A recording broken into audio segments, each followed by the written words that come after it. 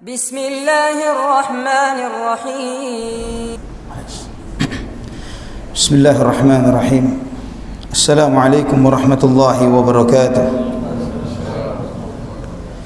Innal hamdalillah nahmaduhu wa nasta'inuhu wa nastaghfiruh wa na'udzu billahi min shururi anfusina wa sayyiati a'malina. Man yahdihillahu fala mudilla lahu wa man yudlil fala hadiya lahu. Asyhadu an la ilaha illallah wahdahu la syarika lahu wa asyhadu anna Muhammadan 'abduhu wa rasuluhu la nabiyya ba'dah. Allahumma salli wa sallim wa barik ala 'abdika wa nabiyyika Muhammad wa ala alihi wa sahbihi wa man ihtada bihadihi ila yaumil qiyamah. Qala Allahu jalla wa ala ya ayyuhalladzina amanu taqullaha haqqa tuqatih wa la tamutunna illa wa antum muslimun. يا أيها الناس اتقوا ربكم الذي خلقكم من نفس واحدة وخلق منها زوجها وبث منهما رجالا كثيرا ونساء واتقوا الله الذي تساءلون به والأرحام إن الله كان عليكم رقيبا يا أيها الذين آمنوا اتقوا الله وقولوا قولا سديدا يصلح لكم أعمالكم ويغفر لكم ذنوبكم ومن يطع الله ورسوله فقد فاز فوزا عظيما أما بعد إخوة الإيمان رحمني ورحمكم الله. Alhamdulillah, segala puji bagi Allah Subhanahu wa taala Ar-Rahmanur Rahim, Zat yang Maha Pengasih, Zat yang Maha Penyayang, yang telah memberikan kepada kita nikmat yang begitu besar, nikmat yang begitu agung, nikmat yang begitu mulia, nikmat Islam dan iman, nikmat Al-Qur'an dan sunnah, yang dengan nikmat ini kita mengenal Allah Subhanahu wa taala Ilahul Haq, satu-satunya yang berhak, Tuhan yang berhak untuk disembah, Allah Subhanahu wa taala. Yang dengan nikmat ini kita mengetahui bagaimana jalan untuk bertaqarrub, untuk mendekatkan diri kepada Allah Subhanahu wa taala. Dengan nikmat ini kita mengetahui tentang hakikat kehidupan dunia dan kemana kita akan kembali, apa yang akan terjadi setelah kehidupan dunia yang kita jalani ini. Ikhwatal iman rahimani wa rahimakumullah. Juga dengan nikmat Al-Quran dan sunnah kita mengetahui siapa di kehidupan dunia ini yang merupakan kawan kita dan siapa lawan kita. Siapa-siapa yang harus memang menjadi musuh yang kita harus hadapi mereka, dan siapa yang harus menjadi teman dan sahabat kita. Allah Subhanahu wa taala dan Rasulullah sallallahu alaihi wasallam menjelaskan dengan detail hal ini dalam Al-Qur'an dan sunnah. Baik musuh yang kasat mata yang harus kita hadapi, yang kelihatan, maupun musuh yang tidak bisa kita lihat. Alladzi yuwaswisu fi sudurin nas, yang memberikan tiupan dan bisikan di dalam dada manusia. Musuh yaitu syaitan dan hawa nafsu. Allah Subhanahu wa taala menjelaskan semuanya dengan sangat mendetail dalam Al-Qur'an dan sunnah, dan bagaimana kita menghadapi musuh-musuh ini. Dan di antara musuh kita ikhwatal iman yang Allah Subhanahu wa taala tegaskan dalam Al-Qur'an adalah al-Yahud, orang-orang Yahudi, yang Allah Subhanahu wa taala sampaikan tentang mereka dalam surat Al-Maidah ayat 82. La tajidanna ashaddan nasi adawatan lilladzina amanu al-yahuda walladzina asyraku. Sungguh kamu akan dapati manusia yang paling keras permusuhannya terhadap orang-orang beriman adalah orang-orang Yahudi dan orang-orang musyrik. Allah sebutkan yang paling keras permusuhannya terhadap orang-orang beriman adalah orang-orang Yahudi dan orang-orang musyrikin. Dan insyaallah dalam kesempatan kajian ini kita akan melihat bagaimana sifat-sifat mereka yang Allah Subhanahu wa taala sampaikan di dalam Al-Qur'anul Karim. Karena ikhwatal iman, pengetahuan kita tentang manusia terbatas dengan apa yang kita ketahui dari sikap dan apa yang mereka tunjukkan. Dan kita tidak akan pernah bisa tahu isi hati mereka. Tidak akan pernah bisa mengerti apa yang ada di dalam hati mereka. Namun ketika yang menyampaikan hal ini adalah Al-Allamul Ghuyub, Zat yang Maha mengetahui segala sesuatu yang gaib, alladzi ya'lamu kha'inatal a'yun wa ma tukhfis sudur, Zat yang Maha mengetahui pengkhianatan mata dan apa yang disembunyikan di dalam dada manusia. Maka dengan ini kita mengetahui, sebagaimana misalnya Allah berfirman, walan tarda 'ankal yahudu walan nasara hatta tattabi'a millatahum. Orang-orang Yahudi dan Nasrani tidak akan pernah ridha kepada kalian, tidak akan pernah senang kepada kalian sampai kalian mau mengikuti agama mereka. Ini Allah Subhanahu wa taala menyampaikan kepada kita tentang apa yang ada di dalam hati mereka, kedengkian dan kebencian yang ada di dalam hati mereka, agar kita ikhwatal iman rahimani wa rahimakumullah jangan sampai tertipu dengan sikap baik, dengan mujamalah, dengan basa-basi yang mereka tunjukkan, yang mereka sampaikan, kenyataannya tidak seperti itu kok. Mereka ini baik, mereka santun, mereka suka melakukan kebaikan-kebaikan, donasi-donasi, mereka membuat yayasan-yayasan kemanusiaan yang besar. Itu semuanya adalah kamuflase dan penipuan yang dibalik itu mereka memiliki kebencian yang sangat luar biasa. Dan bukti nyata yang kita semuanya menyaksikannya, bagaimana dan apa yang mereka perbuat terhadap saudara-saudara kita di Al-Aqsa saat ini. Dan ini bukan cerita baru, ini sudah cerita sudah sedemikian lamanya. Mereka melakukan hal ini, kebengisan, invasi, kezaliman, kejahatan, seakan-akan mereka lupa bahwa mereka telah mengalami penghinaan dan penistaan seumur hidup bangsa Bani Israel, bahwa mereka ini terus dihina oleh Allah Subhanahu wa taala, direndahkan. Sebelum peristiwa setelah Perang Dunia Pertama, Hitler, dan bagaimana mereka mengalami Holocaust. Dan ini bukanlah yang pertama. Setelah Perang Dunia Pertama, menjelang Perang Dunia Kedua, dan juga kehidupan mereka sebelum ini, kehidupan mereka bersama para nabi, bahkan bagaimana Allah Subhanahu wa taala melaknat dan mengutuk mereka sampai mereka tersesat di muka bumi selama 40 tahunan. Dan ikhwatal iman rahimani wa rahimakumullah, sebelum kita membahas ayat-ayat Al-Quran ini, ana ingin menyampaikan suatu dialog yang pernah terjadi antara Raja Faisal rahimahullah, Raja Saudi, dengan seorang jenderal Perancis yang bernama Charles de Gaulle, yang dia ini pernah berdebat dengan Raja Faisal rahimahullah ketika dia mengatakan bahwa kenapa kita mengetahui bahwa Raja Faisal rahimahullah dahulu sangat tegas sikapnya terhadap Yahudi, terhadap berdirinya negara Israel ini. Bahkan ketika dia ditanya, apa angan-angan Anda, apa cita-cita Anda? Cita-cita saya adalah ingin membuang Bani Israel ke dalam laut, kata dia. Cita-cita saya ingin sholat di Al-Aqsa. Itu yang terang-terangan dia sampaikan di dunia internasional. Ketika hal ini ditanyakan oleh sang jenderal ini, Charles de Gaulle bertanya, wahai Raja, engkau mengatakan bercita-cita ingin membuang Israel ke lautan, sedangkan bukankah Israel ini sudah bagian dari sejarah bahwa negara Israel telah ditetapkan berdirinya di Palestina, dan tidak ada seorang pun yang mengingkari akan hal ini. Maka apa jawaban Raja Faisal? Dia mengatakan, saya heran dengan pernyataan Anda wahai jenderal. Dia mengatakan begini, bukankah Hitler telah menjajah Perancis dan menguasai Perancis, dan itu sudah menjadi bagian dari fakta sejarah. Semua orang Perancis sadar dan tahu akan hal ini. Dan kemudian Anda bekerja sama dengan Inggris untuk melawan Jerman ini. Akhirnya Anda berhasil mengusir Jerman dari Perancis.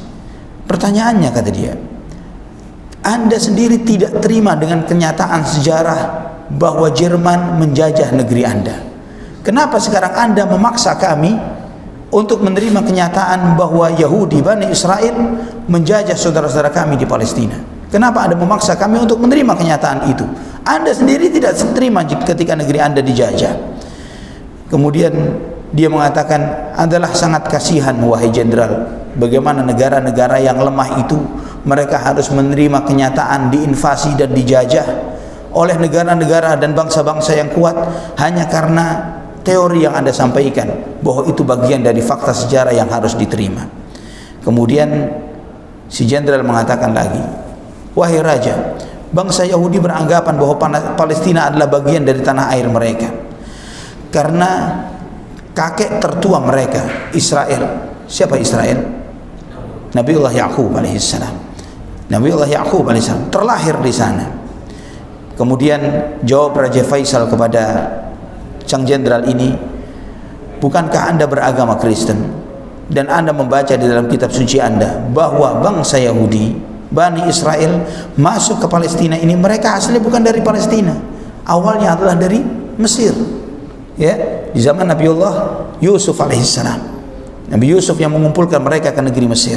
Setelah itu karena dijajah habis-habisan, dihinakan oleh Fir'aun, kemudian mereka, Allah Subhanahu wa taala mengutus kepada mereka Nabiullah Musa untuk menyelamatkan mereka. Dan kemudian sang Raja Faisal mengatakan, bukankah kalian masuk ke Palestina ini dengan penjajahan, peperangan, membakar, membunuh laki-laki dan wanita, tua dan muda. Ini semuanya terdapat di dalam Alkitab, di kitab sucinya mereka, Yahudi maupun Nasrani, di Perjanjian Lama, di kitab Yosua pasal 6 ayat 21 sampai 24. Di sana diceritakan bagaimana ketika Bani Israel ini masuk ke Palestina, ke negerinya kaum Kanaan, dengan membunuh laki-laki, wanita, tua, muda, membakar pohon, membakar hewan, dan semuanya dihabiskan, kecuali dua hal yang tidak dibakar dan dimusnahkan. Apa itu? Emas dan perak. Ya, emas dan perak saja yang dikumpulkan oleh mereka. Ini yang mereka lakukan, dan itu tertera dalam kitab sucinya Yahudi dan Nasrani sampai hari ini. Sampai hari ini mereka dan kita bisa membacanya. Bukankah seperti itu yang terjadi? Kata Raja Faisal, padahal Palestina pada saat itu adalah milik bangsa kaum Kanaan, bangsa Arab. Bangsa Yahudi adalah penjajah, kata Raja Faisal, dan Anda sendiri mengakui realitas penjajahan mereka, dan kemudian Anda ingin mengakui penjajahan yang mereka ulang setelah 4.000 tahun. Kemudian Raja Faisal bertanya, kenapa Anda tidak serahkan saja Perancis kepada Romawi? Dulunya Perancis dikuasai oleh Romawi 3.000 tahun yang lalu. Jika karena cerita 4.000 tahun yang lalu Anda membenarkan Bani Israel, Yahudi ini, untuk menguasai Palestina, maka serahkan saja negara Anda yang lebih dekat jaraknya. Ya, serahkan negara Anda kepada Romawi. Baru 3.000 tahun yang lalu. Kami, kata Raja Faisal, dulu kaum muslimin menguasai sebagian dari Perancis, kurang lebih 200 tahun yang lalu, selatan Perancis, dan Yahudi telah melakukan ini kurang lebih 70 tahunan. Seharusnya kami lebih berhak untuk menguasai Perancis, kata Raja Faisal. Kemudian si jenderal mengatakan, tapi mereka mengatakan bahwa nenek moyang mereka terlahir di sana, lahirnya di Palestina. Itu adalah alasan mereka berhak untuk memiliki tempat itu. Maka kemudian Raja Faisal bertanya, aneh, bukankah di Paris, Perancis saat ini setidaknya minimum kurang lebih ada 150-an kedutaan negara-negara asing ada di Paris, dan pasti di antara mereka ada yang lahir di sana. Pasti dari keluarga kedutaan ini ada yang terlahir di sana. Jika bayi-bayi asing yang lahir di Paris ini suatu saat mereka ketika dewasa menjadi presiden di negaranya dan mengatakan, dulu saya lahirnya di Paris, maka Paris adalah hak kami, apakah Anda terima? Tidak diterima. Hanya numpang lahir saja bukan berarti maka dia berhak terhadap negara tersebut. Ini jawaban-jawaban yang disampaikan oleh Raja Faisal rahimahullah menghadapi klaimnya orang-orang Yahudi yang mengatakan bahwa tanah itu adalah milik mereka. Dan ikhwatan iman rahimani wa rahimakumullah, jika kita bicara tentang dalil teologis, tentang dalil yang mereka pakai di dalam Alkitab untuk membuktikan bahwa Palestina adalah hak mereka, mereka hanya merujuk kepada sebuah janji yang Allah janjikan kepada Nabi Ibrahim, bahwa tanah ini, bahwa keturunanmu aku akan jadikan sebagai bangsa yang besar, dan tanah ini akan aku berikan kepada keturunanmu tersebut. Ini janji Allah kepada Nabi Ibrahim alaihissalam, kalau tidak salah di kitab Kejadian pasal 17. Yang di pasal 16-nya Allah subhanahu wa ta'ala menceritakan tentang kisah terlahirnya Nabiullah Ismail alaihissalam, tentang kisah kelahiran Nabi Ismail.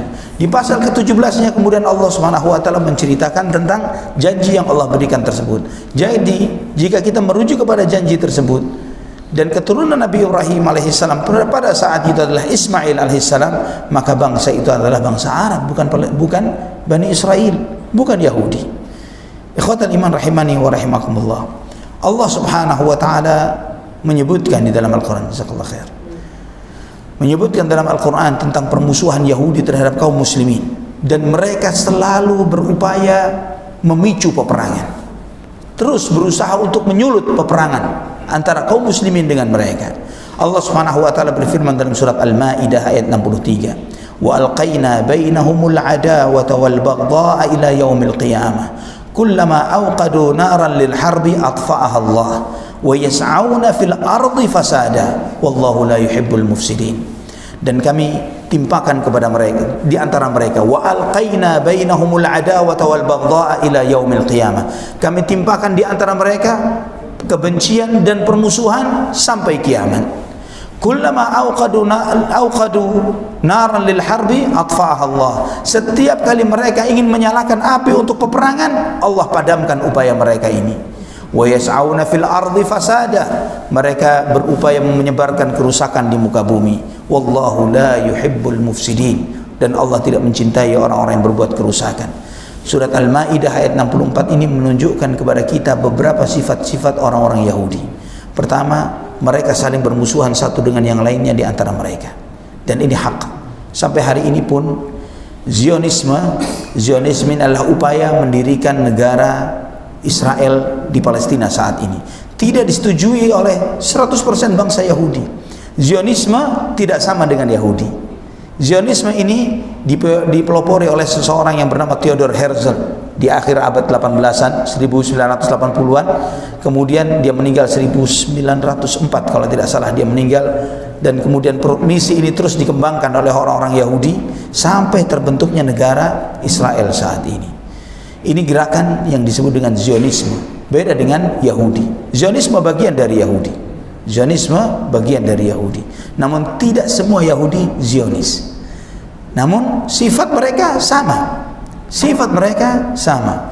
Maka antum melihat di internal mereka, permusuhan yang terjadi di dalam mereka sangat dahsyat. Ba'suhum bainahum syadid, tahsabuhum jami'an wa qulubuhum syatta. Permusuhan di internal di dalam mereka sangat kuat. Kamu mengira mereka ini satu kelompok, padahal hati mereka bercerai-berai. Wallahi innahal haq. Ini benar apa yang Allah sampaikan, bahwa permusuhan di dalam mereka. Maka antum jangan heran jika melihat ketika terjadi banyak demo membela Palestina saat ini, kemudian ada sosok-sosok Yahudi membela Palestina, ya, menentang berdirinya negara Israel yang ada di sana, karena memang permusuhan di antara mereka sangatlah besar. Kullama auqadu naran lil harbi atfa'aha Allah. Dan sifat yang kedua yang Allah sebutkan di sini, bahwa setiap kali mereka menyulut api peperangan, Allah padamkan. Ini menunjukkan bahwa bangsa Yahudi upayanya dari dahulu, ikhwani wa akhwati fillah, ikhwani fillah rahimani wa rahimakumullah, dari dahulu upayanya adalah untuk memunculkan peperangan. Karena hidupnya bangsa Yahudi dari perang. Hidupnya mereka hidup dari peperangan. Sebelum Nabi SAW hijrah ke Madinah, kota Madinah namanya adalah Yathrib. Di Yathrib ini ada dua suku besar, Aus dan Khazraj. Aus dan Khazraj ini dua kabilah yang terus diadu oleh Yahudi. Diadu. Terus perang. 160 tahun turun-temurun peperangan ini. Dan Yahudi di kota Madinah ada tiga kabilah, tiga bani besar, Nadir, Qainuqa, dan Mustaliq. Tiga kabilah ini ada yang satu bersekutu dengan kabilah yang ini, ada yang sebagian bersekutu dengan kabilah Aus dan sebagian dengan Khazraj. Apa yang mereka lakukan? Mereka produksi senjata dan memberikan hutangan, pinjaman. Mereka memproduksi senjata dan pinjaman uang. Ketika senjata yang mereka produksi ini, ya, mereka akan laku senjata ini kalau ada perang. Tidak ada perang, maka tidak akan laku perdagangan mereka. Maka jangan heran ikhwani fillah rahimani wa rahimakumullah jika sampai hari ini pun seperti itu.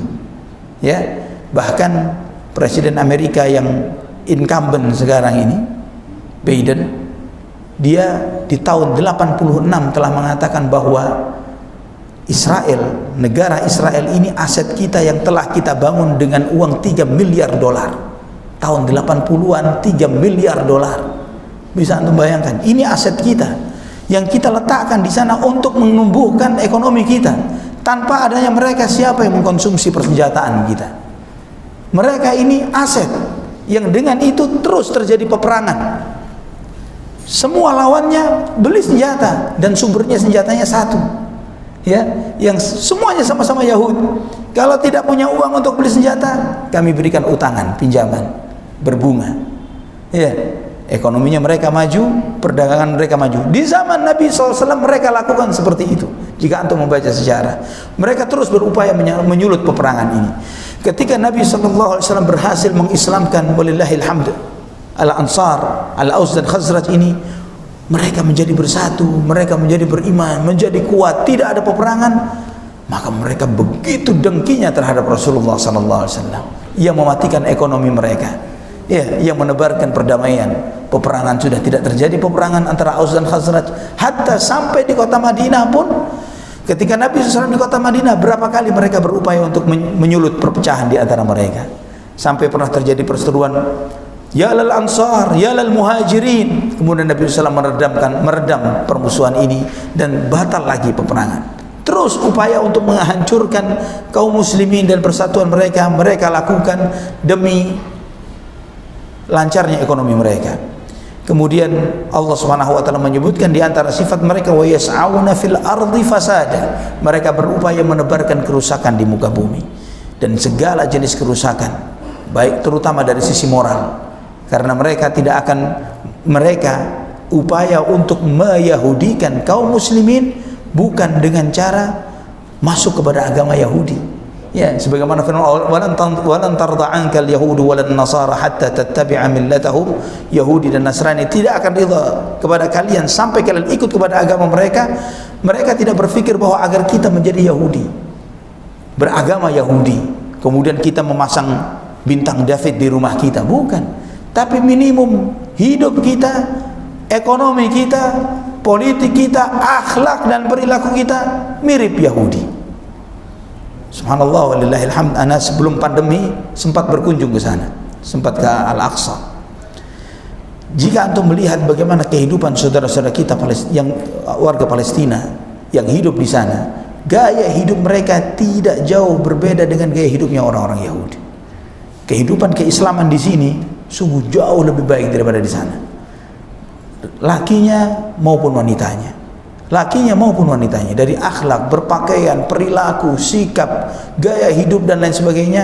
Antum bisa melihat di dalam rekaman-rekaman, misalnya antum melihat bahwa awal terjadinya pemicu masalah yang terakhir karena demonstrasi di Jalan Syekhul Jarrah. Antum lihat rekaman video demo di Jalan Syekhul Jarrah yang dilakukan oleh warga Palestina. Tidak jauh berbeda dengan style dan gayanya orang-orang Bani Israel. Ini awal pemicunya. Jadi menunjukkan bahwa bagaimana invasi akhlak yang mereka lakukan terhadap kaum muslimin, terutama warga Palestina, luar biasa. Ikhwatal iman rahimani wa rahimakumullah. Mereka di dalam menebarkan kerusakan, ikhwani fillah rahimani wa rahimakumullah, tidak cukup terhadap kaum muslimin atau kepada umat manusia, bahkan terhadap Rabbul Alamin, terhadap Allah Subhanahu wa taala. Allah Subhanahu wa taala berfirman dalam surat At-Taubah ayat 30, "Wa qalatil yahudu Uzairun ibn Allah, wa qalatil nasara al-Masih ibn Allah, dzalika qauluhum bi afwahihim, yudahi'una qawla alladhina kafaru min qabl, qatalahumullah anna yufakun." Orang-orang Yahudi berkata, Nabi Uzair adalah anak Allah Subhanahu wa taala. Orang-orang Nasrani berkata Al-Masih adalah anak Allah. Itulah ucapan mereka dengan lisan-lisan mereka. Mereka mengucapkan perkataan mirip dengan perkataan orang-orang kafir sebelum mereka. Allah melaknat dan mengutuk mereka. Bagaimana mereka berpaling dari itu. Allah Subhanahu wa taala menyebutkan ayat ini di antara bentuk bagaimana penghinaan Yahud terhadap Allah Subhanahu wa taala. Dan ini adalah contoh ikhwatal iman. Jika antum membaca di dalam Alkitab ini yang dijadikan pegangan orang-orang Nasrani, terbagi menjadi dua bagian, Perjanjian Lama, Perjanjian Baru. Perjanjian Lama itu dipegang oleh orang-orang Nasrani dan juga Yahudi. Jadi dari kitab Kejadian sampai kitab Malachi ini adalah pegangan orang-orang Nasrani dan Yahudi. Kemudian di Perjanjian Barunya dari kitab Injil Matius sampai kitab Wahyu itu adalah pegangan orang-orang Nasrani. Ya, dan terdapat perbedaan antara kitab sucinya orang-orang Katolik dan Protestan, beda. Ya, ketebalannya beda, isinya beda, ya bukan beda 100%. Setidaknya ada kurang lebih 10 surat yang ada di kitab sucinya orang Katolik yang tidak ada di dalam kitab sucinya orang-orang Protestan. Ikhwatal iman rahimani wa rahimakumullah. Jika antum membaca di sana tentang bagaimana mereka menggambarkan sifat-sifat Allah, naudzubillah. Mereka menggambarkan misalnya di kitab Kejadian itu diceritakan bahwa Allah pernah berkelahi dengan Nabiullah Yakub alaihissalam. Berkelahi dengan Nabi Yakub dan Allah kalah. Ya, Allahnya kalah. Dan karena sebab itulah dia disebut sebagai Israel. Karena engkau telah bertarung dengan Allah dan engkau telah menang. maka sejak ini engkau dikatakan sebagai Israel. Ini ada. Dan mereka yang mengatakan bahwa 6 hari lamanya Allah menciptakan langit dan bumi, dan pada hari ke-7 Allah beristirahat. Ya, digambarkan istirahat. Dan banyak lagi, ya, banyak lagi ayat-ayat yang lucu yang seperti ini mereka lecehkan Allah Subhanahu wa taala dan menunjukkan kepada kita, ikhwani fillah rahimani wa rahimakumullah, jika terhadap Allah saja seperti itu, apalagi kepada nabi-nabinya, apalagi kepada Nabi kita Muhammad sallallahu alaihi wasallam, kepada nabi-nabi mereka. Nuh alaihi salam mereka gambarkan sebagai seorang nabi yang doyan mabuk, ya, minum khamar dan pernah telanjang di depan umum sampai dibawa pulang oleh anaknya. Nabi Nuh alaihi salam. Nabi Lut alaihi salam mereka gambarkan setelah terjadinya peristiwa Allah Subhanahu wa taala menghancurkan kaum Sodom dan Gomora. Setelah itu, setelah hijrah, kedua putri Nabi Lut merasa gelisah karena ayahnya tidak memiliki keturunan. Maka putrinya mengatakan, bagaimana jika kita membuat rencana, malam ini kita buat mabuk ayah kita, malam ini saya yang tidur, besok kamu yang tidur dengan ayah kita. Akhirnya dalam 2 malam berturut-turut mereka membuat mabuk ayahnya Nabi Lut alaihissalam, dan mereka tidur dengan abahnya, dan dua-duanya hamil dari abahnya. Ya, ini kisah mereka dalam kitab suci yang mereka bilang kitab suci. Ya, ini kepada Allah mereka berbuat seperti itu, apalagi terhadap para nabinya. Dan ikhwani fillah rahimani wa rahimakumullah, mereka gambarkan Nabiullah Sulaiman alaihissalam mati dalam keadaan su'ul khatimah karena gila harta dan gila wanita. Dan banyak lagi, ya, banyak lagi kisah yang seperti itu. Kalau jika kita membaca dalam Al-Quran yang membuat patung anak sapi yang disembah oleh Bani Israel di zaman Nabi Musa, siapa namanya? Samiri. Di Al-Quran Allah sebutkan Samiri, tapi di kitab suci mereka siapa? Nabi Harun alaihissalam. Ya, di kitab suci mereka sebut Nabi Harun alaihissalam. Allahul musta'an wala haula wala quwwata illa billah.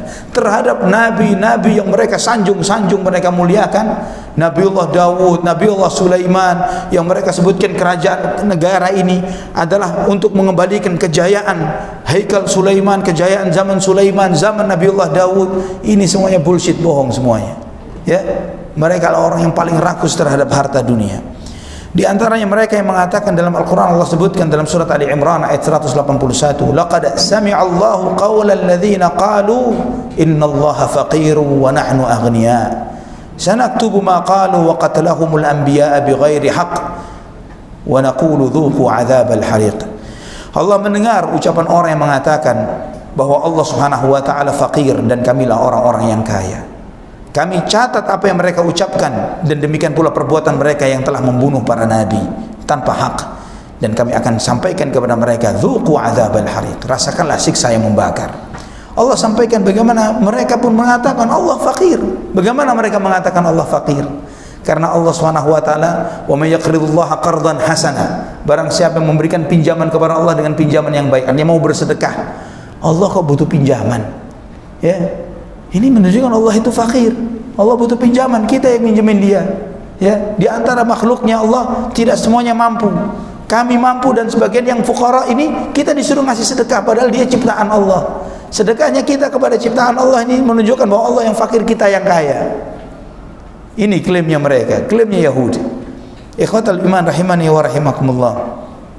Juga Allah Subhanahu wa taala karena begitu jahatnya mereka, Allah adab mereka, Allah kutuk mereka, Allah jadikan mereka di antara mereka yang dirubah menjadi kera dan babi. Di dalam surat Al-Maidah ayat 60 Allah berfirman, "Qul hal unabbi'ukum bi syarrin min dzalika mathubatan 'inda Allah man la'anahu Allah wa ghadiba 'alaihi wa ja'ala minhumul qiradata wal khanazir." Sampaikan kepada mereka, maukah kalian saya beritahukan siapa yang lebih berat azabnya di sisi Allah? Yaitu mereka yang dilaknat oleh Allah. Ya, Allah Subhanahu wa taala murka kepada mereka, dan Allah jadikan di antara mereka menjadi kera dan babi. Di antara Bani Israel, di antara orang-orang Yahud, Allah jadikan mereka, Allah laknat mereka karena kezaliman mereka, dikutuk menjadi kera dan babi. Dan ayat ini menunjukkan bantahan terhadap teori Darwin. Kalau teori Darwin mengatakan apa? Manusia dari kera, padahal bukan manusia dari kera, tapi kera dari manusia, yaitu Bani Israel, sebagian dari Yahudi. Allah Subhanahu wa taala telah mengumumkan laknat terhadap mereka di dalam surat Al-A'raf ayat 167, wa idh ta'adzana rabbuka la yab'atsanna 'alaihim ila yaumil qiyamati man yasu'uhum su'al 'adzab. Dan Tuhanmu telah mengumumkan bahwa Allah pasti akan memunculkan orang-orang yang akan menzalimi, akan menyiksa Bani Israel, menyiksa Yahudi sampai kiamat, yang terus membuat mereka menderita hidupnya sampai kiamat. Dan ini janji Allah Subhanahu wa taala. Dan subhanallah ya ikhwatul iman, jadi tidak heran jika mereka dianggap sebagai bangsa sampah. Jika antum membaca sejarahnya Bani Israel sebelum Perang Dunia Pertama, setelah Perang Dunia Pertama, sebelum peristiwa Holocaust, mereka ini bangsa yang dibuang di muka bumi, dibuang di sana, dibuang di sini, tidak diberi hak hidup sebagai manusia, tidak dibolehkan untuk belajar, tidak dikasih kesempatan untuk tinggal memiliki hak warganegaraan. Ini yang mereka alami ketika mereka hidup di sekitar Eropa Timur. Itu yang mereka alami. Terus demikian mereka alami seperti ini sampai peristiwa yang paling dahsyatnya adalah peristiwa Holocaust yang mereka alami dari Hitler, dari Nazi Jerman. Dan itu tidak membuat mereka kapok untuk terus berbuat kebangisan dan kezaliman yang sebagaimana Allah Subhanahu wa taala tunjukkan kepada kita saat ini. Ikhwatul iman, di antara sifat Yahudi yang Allah sebutkan di dalam Al-Qur'an adalah mereka adalah bangsa yang paling berkhianat di muka bumi. Doyan mengkhianati janji. Sebentar sekarang mengatakan pergencatan senjata, baru beberapa jam mereka serbu lagi Al-Aqsa. Padahal gencatan senjata baru beberapa jam mereka serbu lagi. Dan kita tidak heran. Yang heran kalau mereka mau mengikuti perjanjian. Itu yang aneh. Tumben dia mau mengikuti perjanjian jika itu terjadi. Yang tidak heran kalau perjanjian sekarang kemudian mereka mengkhianati, itu sudah wajar dan biasa. Allah Subhanahu wa taala berfirman dalam surat Al-Maidah ayat 13, "Fabima naqdhihim mitsaqahum la'annahum wa ja'alna qulubahum qasiyah yuharrifuna al-kalima 'an mawadhi'ih." Dan karena mereka suka membatalkan perjanjian, maka kami melaknat mereka. Kami jadikan hati-hati mereka hati yang keras. Mereka suka merubah-rubah firman Tuhan dari tempatnya, firman Allah dari tempatnya. Jika firman saja mereka rubah-rubah, apalagi perjanjian. Apalagi perjanjian sama manusia. Kitabullah, kitab Taurat yang Allah amanahkan kepada mereka, Injil yang Allah amanahkan kepada mereka, mereka permainkan, apalagi perjanjian di antara mereka. Maka kita melihat bagaimana di dalam kehidupan sirah Nabi kita Muhammad sallallahu alaihi wasallam, berapa kali mereka berupaya untuk membatalkan perjanjian. Dan berapa kali mereka berupaya untuk membunuh Rasulullah sallallahu alaihi wasallam. Berapa kali mereka berupaya untuk membunuh Nabi sallallahu alaihi wasallam. Sampai yang terakhir di peristiwa Khaybar, ada seorang wanita yang membawa daging kambing kepada Nabi sallallahu alaihi wasallam, menyajikan daging kambing kepada Nabi. Nabi melihat suguhan ini hadiah, Nabi sallallahu alaihi wasallam tidak pernah menolak hadiah dari siapapun, hatta Yahud. Diterima hadiah itu oleh Nabi. Nabi SAW memakannya dengan beberapa sahabatnya. Beberapa sahabat yang memakan, Nabi SAW menggigitnya. Namun ketika Nabi SAW menggigit daging itu, daging ini mengatakan, "Ya Rasulullah, inni masmumah." Ya Rasulullah, aku beracun, kata daging tersebut. Maka dimuntahkan oleh Nabi. Dimuntahkan, tapi ada satu gigitan yang tertelan. Beberapa sahabat yang makan dengan Nabi mati, terbunuh. Mati. Namun karena itu Nabi SAW merasakan sakit di tubuhnya sampai ketika beliau SAW akhir hayatnya, beliau mengatakan, aku masih merasakan sakit akibat racun yang aku makan di peristiwa Khaybar. Di akhir hayatnya Nabi SAW masih merasakan sakit akibat racun tersebut. Dan juga kita melihat apa yang dilakukan oleh orang Yahudi di Palestina saat ini. Dan juga di masa Nabi SAW ketika peristiwa Ahzab, peristiwa Khandaq. Bangsa Yahudi adalah bangsa yang memiliki perjanjian damai dengan Nabi SAW di kota Madinah untuk memiliki hak hidup secara damai di sana. Dijaga oleh Nabi perjanjian tersebut. Namun mereka terus berupaya untuk membatalkan perjanjian itu. Terus mereka berusaha membatalkannya. Sampai mereka bekerja sama dengan kafir Quraisy dan beberapa kabilah-kabilah Arab yang melawan kaum muslimin untuk menyerbu kota Madinah. Sampai terjadi peristiwa Ahzab, perang Khandaq. Karena besarnya pasukan orang-orang kafir, Nabi SAW tidak menghadapi mereka wajhan biwajhin. Ia tidak menghadapi mereka dengan terang-terangan, tapi dengan menggali parit. Karena besarnya musuh itu. Dan karena kezaliman yang jahat ini, Maka setelah peristiwa Ahzab, Nabi SAW mengepung Khaybar, mengepung benteng-benteng Yahudi.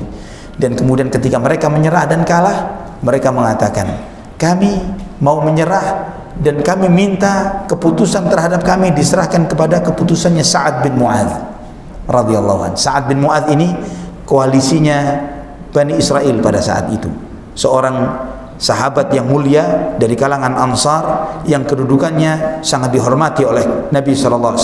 Sa'ad bin Mu'adz ini, kata Ibnu Qayyim rahimahullah, sama seperti Abu Bakar di kalangan Muhajirin. Jadi sahabat yang hebat.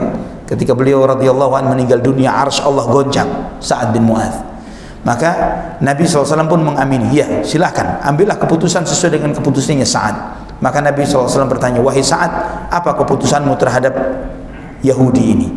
Kata Sa'ad bin Mu'adz, sambil sakit beliau karena terkena anak panah, sebelum beliau mati syahid, terkena anak panah di nadinya pada peristiwa peperangan itu, dia mengatakan, keputusan saya terhadap Yahudi yang lakinya dihukum mati semuanya, perempuannya ditawan. Lakinya semua dibunuh, perempuannya dijadikan tawanan, dijadikan sebagai rampasan perang. Nabi SAW bersabda, laqad hakamta fihim bihukmillah, engkau telah menghukumi di antara mereka dengan hukuman Allah SWT. Sebagian orang-orang yang tidak paham tentang hal ini, mereka mengatakan begitu bengisnya keputusan hukum ini. Namun mereka lupa bahwa pertama, statusnya adalah status perang, dan kedua, jika makarnya Yahudi pada zaman itu terjadi dengan mengepung Madinah dan nyerbu Madinah dengan kurang lebih hampir 100 ribu pasukan pada saat itu menyerbu kota Madinah, maka Islam tidak akan tersisa sampai sekarang. Mereka berencana masuk ke kota Madinah untuk membunuh Rasulullah SAW, seluruh para sahabat, dan semua kaum muslimin sampai yang bayi-bayinya. Itu rencana mereka. Jika rencana mereka berhasil, Islam sudah menjadi bagian dari cerita sejarah terdahulu. Ini kebengisan Yahudi. Ikhwatal iman rahimani wa rahimakumullah. Di antara sifat tercelanya mereka, bahwa mereka tidak mau mengingkari kemunkaran yang terjadi di internal mereka. Allah Subhanahu wa taala berfirman dalam surat Al-Maidah ayat 67 sampai 69, lu'inal ladzina kafaru min bani Israil ala lisani Dawud wa Isa ibn Maryam dzalika bima 'asaw wa kanu ya'tadun kanu la yatanahawna 'an munkarin fa'aluhu labi'sa ma kanu yaf'alun. Telah dilaknat orang-orang kafir dari kalangan Bani Israel melalui lisan Nabiullah Dawud dan Isa putra Maryam. Itu adalah karena mereka berbuat maksiat dan karena kezaliman yang mereka lakukan. Kanu la yatanahawna 'an munkarin fa'alu. Mereka tidak saling mencegah kemunkaran yang terjadi di internal mereka.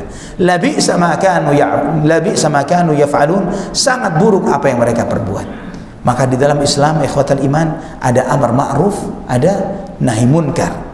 Dua-duanya harus tegak. Bukanlah dakwah itu menceritakan yang baik-baik saja, namun mendiamkan kemunkaran yang terjadi di masyarakat. Sudahlah, jangan saling singgung, jangan saling menyalahkan, diamkan saja, biarkan mereka begini, biarkan mereka begitu. Yang seperti ini yang menyebabkan Bani Israel dilaknat oleh Allah Subhanahu wa taala. Allah sebutkan dalam Al-Quran, itulah yang menyebabkan Allah Subhanahu wa taala melaknat mereka. Dan dinullah ini akan tegak sampai yaumul qiyamah. Di antaranya adalah dengan amar ma'ruf dan nahi munkar. Ketika nahi munkar ini hilang, maka Allah akan jadikan bangsa ini sama seperti al-Yahud wal'iyadzubillah. Maka ikhwatal iman, Nabi SAW menyampaikan, la tazalu ta'ifatun min ummati zahirina 'alal haqq la yadurruhum man khalafahum wala man khadhalahum hatta ya'ti amrullah. Akan selalu ada di antara umatku ini satu kelompok yang mereka selalu menonjol di atas kebenaran, dan mereka tidak merasa tersakiti, terhinakan karena orang-orang yang menghina mereka, yang menyudutkan mereka, yang mengintimidasi mereka sampai datang keputusan Allah Subhanahu wa taala. Karena nahi munkar harus ditegakkan. Karena jika kita tidak mencegah kemunkaran yang terjadi di dalam internal kita, ikhwatal iman, maka Islam ini akan berubah warnanya, berubah bentuknya, berubah coraknya. Tidak seperti di zaman Nabi SAW. Jika setiap karena kemunkaran yang terjadi di umat ini sudah sedemikian, na'udzubillah, semakin luar biasanya. Semua kabair yang antum baca, semua hadis-hadis, akbarul kabair, dosa besar yang paling besar, syirik. Apakah ada umat Muhammad SAW yang saat ini berbuat syirik? Banyak. Ya, riba, zina, Semuanya, semua dosa besar yang paling besar yang disebutkan oleh Rasulullah sallallahu alaihi wasallam juga dilakukan oleh umat Muhammad sallallahu alaihi wasallam. Sihir, semuanya dilakukan oleh umat Muhammad sallallahu alaihi wasallam, dan kemudian kita diam, kita tidak mengingkarinya. Apa jadinya umat ini? Ikhwani fillah rahimani wa rahimakumullah. Di antara sifat Yahud, mereka suka memakan harta manusia dengan cara yang batil. Allah Subhanahu wa taala berfirman di dalam surat Al-Maidah ayat 62 dan 63, "Wa tara katsiran minhum yusari'una fil itsm yusari'una fil itsmi wal 'udwan wa aklihimus suht labi'sa ma kanu yaf'alun laula yanhahumur rabbaniyuna wal ahbaru an qawlihimul itsma wa aklihimus suht labi'sa ma kanu yasna'un." Engkau perhatikan, mayoritas mereka bergegas di dalam berbuat dosa dan berbuat kezaliman, serta mereka suka memakan harta orang lain dengan cara yang zalim. Sangat buruk apa yang mereka perbuat. Jika bukan karena orang-orang Rabbani, orang-orang alim yang Rabbani yang mengingatkan kepada mereka, dan orang-orang yang berilmu di antara mereka memperingatkan perbuatan mereka yang mengucapkan perbuatan yang buruk ini dan memakan harta dengan cara yang zalim di antara mereka, maka Allah pasti akan segera menurunkan azab terhadap mereka. Sangat buruk apa yang mereka perbuat. Maka antum perhatikan ikhwatal iman, dahulu dalam sejarah kehidupan ini, bangsa orang Yahudi di Eropa, mereka kenapa tidak diterima oleh orang bangsa Eropa? Karena mereka dahulunya sangat berpegang dengan agama mereka, yaitu Kristen. Dan agama Kristen dalam masalah riba sama seperti Islam, tidak boleh makan riba, tidak boleh bertransaksi riba. Kristen menolak riba. Yahudi membolehkan riba di eksternal Bani Israel. Jadi di dalam sesama Yahudi nggak boleh ada riba. Dan mereka palsukan kitab suci dengan membuat yang seperti ini. Mereka buat ayat bahwa riba tidak boleh di internal sesama Bani Israel, tapi di luar Bani Israel yang besar ribanya, ya, yang kuat ribanya. Dan itu subhanallah ikhwatal iman, negara mana sekarang yang tidak mengikuti ekonomi mereka? Yang dihabisi semua bangsa negara-negara kaum muslimin dicengkeram oleh mereka dengan ekonomi riba mereka. Dan riba ini diharamkan oleh Allah karena mengandung kezaliman, mengandung egoisme, dan menghancurkan ekonomi negara. Ya, antum bayangkan jika antum memiliki suatu usaha dengan modal hutang riba, produksi. Ketika proses produksi, bunganya kena tidak? Belum jualan sudah kena bunga. Ya, ketika proses jualan belum laku, bunganya jalan, tetap jalan, padahal barang nggak laku. Ya, akhirnya apa yang terjadi? Harga antum naikkan, harga naik. Untuk apa? Untuk menutupi beban bunga. Apa yang terjadi jika seperti itu? Maka terjadilah inflasi. Ya, nilai uang sudah tidak ada nilainya, tidak ada nilainya. Terus harga barang naik, padahal tidak ada transaksi, tidak ada tukar menukar barang di sini. Jika ini dilakukan 1-2 orang tidak berpengaruh, tapi jika dilakukan ratusan ribu, juta manusia, umat, dari individu pedagangnya, pengusahanya, sampai negaranya melakukan seperti ini, hancur negara itu. Maka Allah yamhaqullahu riba wa yurbis sadaqat. Allah menghapuskan keberkahan dari riba dan Allah menumbuh kembangkan orang yang bersedekah. Di dalam Islam ada sistem yang luar biasa, musyarakah, bekerja sama. Kalau antum musyarakah, ada pemodal, ada menjalankan usaha, kita menerima modal kerja. Sebelum ada transaksi jual beli dan keuntungan, tidak ada bagi hasil. Ya, misalnya kerjasama properti, misalnya antum bangun perumahan, belum ada yang terjual, tidak ada beban yang harus kita tanggung. Ya, kita dengan tenang. Mau setahun, 2 tahun rumah itu tidak laku, kita tidak perlu mengkhawatirkan, tidak perlu menaikkan harga, tidak perlu, karena tidak ada beban bunga yang harus kita tanggung. Ini sistem dalam Islam. Namun sayangnya kaum muslimin karena jahil terhadap agamanya, mereka menerima sistem yang kufar ini dan menganggap bagian dari kemajuan, bagian dari ekonomi, dan melupakan sistem Islam yang memberikan keberkahan. Berapa menit lagi azan Isya? Masih belum ya? Di antara sifat mereka menyembunyikan ilmu yang Allah perintahkan agar Allah sampaikan. Di dalam surat Ali Imran ayat 187, Allah Subhanahu wa taala berfirman, "Wa idz akhadallahu mitsaqal ladzina utul kitaba latubayyinunnahu lin-nasi wa la taktumunahu fanabadhuhu wara'a dhuhurihim washtaraw bihi thamanan qalila fabi'sa ma yashtarun." Dan ingatlah ketika Allah Subhanahu wa taala mengambil perjanjian kepada orang-orang ahlul kitab, hendaklah kalian menjelaskan isinya kitab suci ini kepada manusia dan jangan pernah kalian sembunyikan. Namun malah mereka lemparkan kitab suci ini ke belakang punggung mereka, dan malah mereka washtarau bihi thamanan qalila, mereka hidup dengan jual beli agama ini dengan harta yang sedikit. Sangat buruk apa yang mereka lakukan ini. Ikhwatan iman, ini sifatnya Yahudi. Dan sifat Yahudi ini, kata seluruh para ulama ahli tafsir, mirip dengan sifatnya ulama-ulama ulama-ulama yang buruk, yaitu tidak menjelaskan kebenaran, menyembunyikan kebenaran, dan mencampur adukkan yang hak dengan yang batil. Yang benar dicampur dengan yang batil, atau tahu yang benar tapi disembunyikan.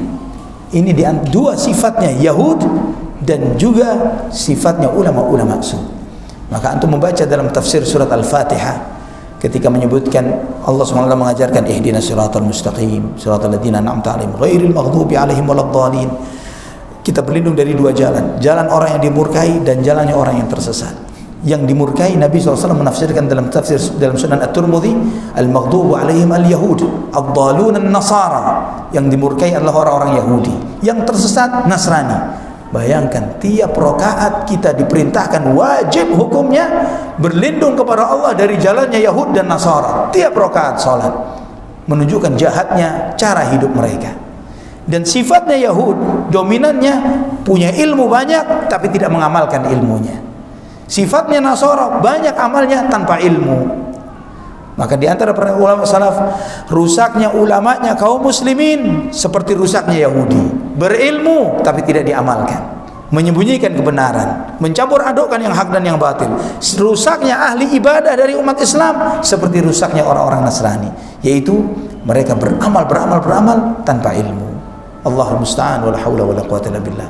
Jika boleh, ba'da isya ana lanjutkan sedikit beberapa menit. Boleh ya? Setelah azan ana lanjutkan beberapa menit sebelum kita melaksanakan salat. Barakallahu fikum.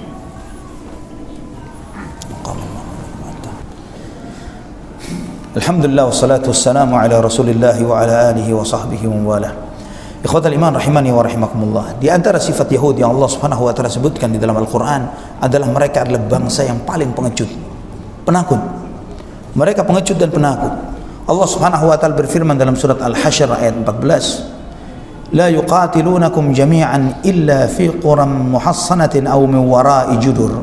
Ba'suhum bainahum syadid.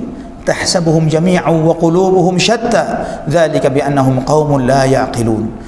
Mereka Yahudi ini tidak akan memerangi kalian secara bersamaan kecuali dalam kampung-kampung dan kota-kota yang berbenteng, atau dari balik dinding-dinding, dari balik tembok-tembok. Ba'suhum bainahum syadid, permasalahan di dalam mereka sangat besar. Tahsabuhum jami'an wa qulubuhum syatta, engkau mengira mereka ini satu namun hati mereka bercerai-berai.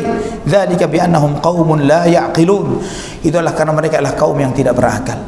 Di antara faedah dari ayat ini ikhwatal iman, bahwa Yahud tidak akan berani berperang terang-terangan dengan kaum muslimin. Dan bukti nyata sejarah yang kita lihat hari ini, bagaimana mereka menghadapi anak-anak muda dengan senjata batu, dan mereka dengan kekuatan yang seperti itu, mereka dengan penuh ketakutan, dengan pengecutnya, dengan senjata yang lengkap, mereka masih memiliki sifat pengecut dan penakut yang seperti ini. Negerinya mereka lindungi dengan Iron Dome, karena kekhawatiran siang dan malam dengan serangan dari di luar mereka. Ketakutan yang terus menyelimuti mereka siang dan malam. Ini sifat pengecut di antara yang ada di dalam hati mereka. Kemudian di antara faedah dari ayat ini, Allah Subhanahu wa taala menyebutkan tentang perselisihan yang ada di internal mereka. Tahsabuhum jami'an wa qulubuhum syatta. Engkau mengira mereka ini satu padahal hati mereka bercerai-berai. Dan Allah sebutkan sebabnya, dzalika bi annahum qaumun la ya'qilun. Itu adalah sebabnya adalah karena mereka adalah kaum yang tidak berakal. Dan ini jawaban dan bantahan bagi sebagian orang, bahkan sebagian kaum muslimin yang mengatakan bahwa Yahudi adalah bangsa yang paling pintar. Ya, berapa banyak umat Islam mengatakan Yahudi ini bangsa pilihan, bangsa yang paling pintar. Allah mengatakan qaumun la ya'qilun, kaum yang tidak berakal. Bagaimana kita mengatakan mereka adalah yang paling pandai? Mereka yang paling bodoh, tahu yang benar tapi tidak diikuti, bodoh, ya, tidak berakal. Dan juga di antara pelajaran dari ayat ini sebagaimana disampaikan oleh Syekh Muhammad Amin Asy-Syanqiti rahimahullah dalam Ad-Dinul Kamil, beliau mengatakan bahwa ayat ini mengajarkan kepada kita bahwa persatuan umat itu dimulai dari hati, dari iman. Tidak mungkin qulub yang syatta, hati yang bercerai-berai kemudian disatukan. Yang penting kita jubahnya sama, putih semua, kuning semua, hijau semua, merah semua, insya Allah isi hatinya jadi bersatu. Lah, yang pertama disatukan adalah akidah dan iman. Itulah yang diajarkan Nabi kita Muhammad sallallahu alaihi wasallam. Dan tauhid itu menyatukan.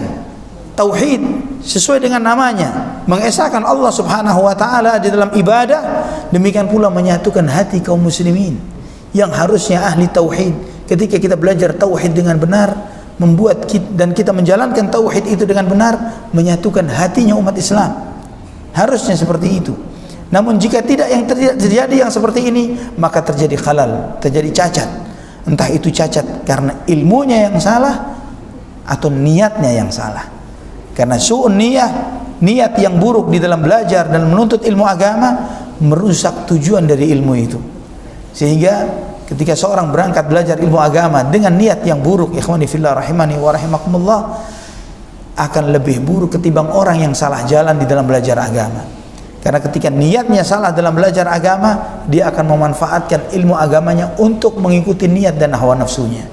Jika niatnya dunia, jika niatnya jabatan, apapun niatnya itu, dia akan manfaatkan ilmu agamanya untuk mencari dunia dan jabatan. Allahul musta'an wala haula wala quwwata illa billah. Ikhwatal iman rahimani wa rahimakumullah. Dan mereka berupaya, Yahudi ini suka menebarkan kerusakan di muka bumi dengan segala sarana. Media dikuasai oleh mereka. Maka dengan cara media inilah mereka meyahudikan alam ini. Mereka merusak akhlak, merusak perilaku. Di balik transaksi narkoba, siapa? Mereka. Ya, di dalam segala kerusakan yang ada di muka bumi, mereka berada di sana. Sekarang mereka berjubah dengan nama globalis. Bahasanya adalah globalis. Mereka ketika melihat bahwa ternyata negara Amerika misalnya tidak selalu dipimpin oleh orang yang sevisi dengan mereka. Jika sevisi dengan mereka, mereka dukung. Jika tidak sevisi dengan mereka, mereka jatuhkan. Jika antum mengikuti sedikit tahu tentang politik Amerika, kemarin presiden yang sebelum ini tidak sevisi dengan orang-orang Yahudi, Donald Trump. Maka selama dia memimpin, tidak pernah ada isu terorisme dari Amerika. Ya, dia seorang nasionalis, dia ingin menjadikan Amerika negara yang besar. Tapi ini bertentangan dengan misinya orang-orang Yahudi, yang mereka ini tidak melihat nasionalisme. Yang penting mereka hidup, walaupun menghancurkan di mana mereka tinggal. Ini Yahudi. Walaupun mereka harus membesarkan Cina, membesarkan sana dan sini untuk merusak dunia ini, untuk merusak negaranya sendiri, tidak masalah bagi mereka. Maka dirusaklah yang ada dan kemudian dimunculkan yang sevisi dengan mereka, sampai ini yang terjadi sekarang.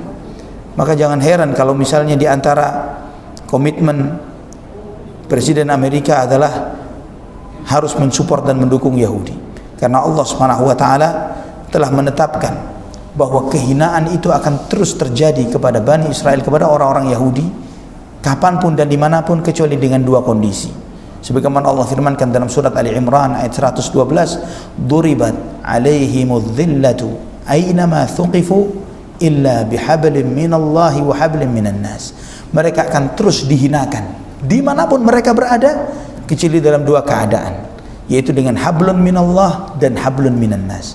Apa maksudnya hablun minallah, hablun minan nas? Sebagian ustadz mengatakan maksudnya hablun minallah adalah hubungan yang baik dengan Allah. Hablum minan nas, hubungan baik dengan sesama manusia. Tidak ada satupun ulama tafsir yang menafsirkan seperti itu. Tidak ada satupun ulama tafsir menafsirkan seperti yang dipahami oleh banyak dai dan ustadz yang menyampaikan akan hal ini. Silakan antum yang punya tafsir Al-Quran Ibnu Katsir atau yang lainnya, surat Ali Imran ayat 112, "Duribat 'alaihimudz dhillatu aynama thuqifu illa bihablin minallahi wa hablin minan nas." Para ulama ahli tafsir mengatakan bahwa mereka Yahudi ini akan terus dihinakan oleh Allah di muka bumi kapanpun dan dimanapun, kecuali yang pertama dengan hablum minallah. Apa maksudnya hablum minallah? Yaitu kecuali ketika mereka hidup di dalam khilafah dan daulah Islam. ketika mereka hidup dalam daulah Islam seperti di masa khilafah, Yahudi diberi hak tinggal, diberi hak hidup. Umar ibn al-Khattab radhiyallahu an ketika menguasai Al-Aqsa tidak serta-merta menghancurkan sinagog, menghancurkan gereja, membunuh Yahud dan Nasara. Lah, diberikan hak hidup mereka, tapi mereka harus bayar jizyah. Mereka harus bayar jizyah. Dilindungi hak mereka. Ini hablum minallah. Hablum minan nas, yaitu mereka hidup di dalam perlindungan negara kafir yang melindungi mereka. Mereka hidup dalam perlindungan negara kafir yang melindungi mereka. Siapa yang sekarang melindungi mereka? Amerika. Yang melindungi mereka dengan persenjataan dan yang lain sebagainya. Dengan perlindungan ini mereka terjaga dari kehinaan. Tapi ini tidak akan lama. Karena Yahud ini akan terus menjadi musuh kita sampai dekat kiamat. Yang akhirnya mereka akan menjadi pengikut-pengikut Al-Masihud Dajjal. Mereka ini menanti Al-Masih, Messiah, seorang Al-Masiyah mereka. Mereka mengharapkan datangnya Masiyah mereka. Seharusnya Masiyah mereka ini siapa? Nabi Muhammad sallallahu alaihi wasallam. Karena di dalam ketika mereka hidup di kota Madinah sebelum kedatangan dan terlahirnya Nabi, mereka selalu mengatakan akan lahir seorang Nabi, akan lahir seorang Nabi yang kami akan berperang bersamanya dan kami akan memenangkan, mendapatkan kemuliaan kami dengan lahirnya Nabi tersebut. Dan Nabi itu lahir di sini, akan muncul di sini. Kenapa ada Yahudi di Madinah? Karena mereka mengharapkan kemunculan Nabi itu bersama mereka dan dari keturunan mereka. Subhanallah, Nabi itu tidak lahir dari Bani Israel, dari Bani Ismail. Maka hasadlah mereka, ya, maka hasadlah mereka. Karena hal itu maka mereka tidak mau beriman kepada Rasulullah sallallahu alaihi wasallam dan mereka terus memusuhi Rasulullah sallallahu alaihi wasallam. Mereka menunggu Masiyah mereka ini, padahal dialah Nabi Muhammad sallallahu alaihi wasallam, dan tidak akan pernah lahir Masiyah itu bagi mereka kecuali nanti Dajjal yang akan menjadi imam mereka untuk berperang melawan kaum muslimin. Dan itulah di antara ciri terakhir terjadinya yaumul qiyamah. Allahul musta'an, wala haula wala quwata illa billah. Ini ikhwatal iman, kajian kita pada kesempatan ini sebagian ayat-ayat Al-Quran yang Allah subhanahu wa ta'ala sampaikan kepada kita tentang ciri-ciri Yahudi, yang kita mengambil pelajaran dari sini bahwa mereka Allah subhanahu wa ta'ala ciptakan dan munculkan dan tunjukkan kepada kita sebagai di antara bagian dari fitnah kehidupan dunia, sampai fitnah terbesarnya adalah Al-Masihud Dajjal. Kemudian yang kedua, di antara hikmahnya adalah jangan sampai kita memiliki sifat sama seperti mereka. Ya, kita membenci Yahudi, tapi jika kita berkaca ujung rambut sampai kaki mirip Yahudi. Ya, isi otaknya Yahudi, cara muamalahnya Yahudi, ya, jual belinya Yahudi, akhlaknya Yahudi. Apa bedanya kita dengan mereka? Dan Nabi SAW telah menyampaikan, la tattabi'unna sanana man kana qablakum, kalian akan mengikuti cara orang sebelum kalian. Ketika sahabat bertanya, Yahud wan Nasara ya Rasulullah, siapa lagi? Allahul musta'an, wala haula wala quwata illa billah. Aqulu qawli hadza, subhanakallahumma wa bihamdik, asyhadu an la ilaha illa anta astaghfiruka wa atubu ilaik. Wassalamu alaikum warahmatullahi wabarakatuh.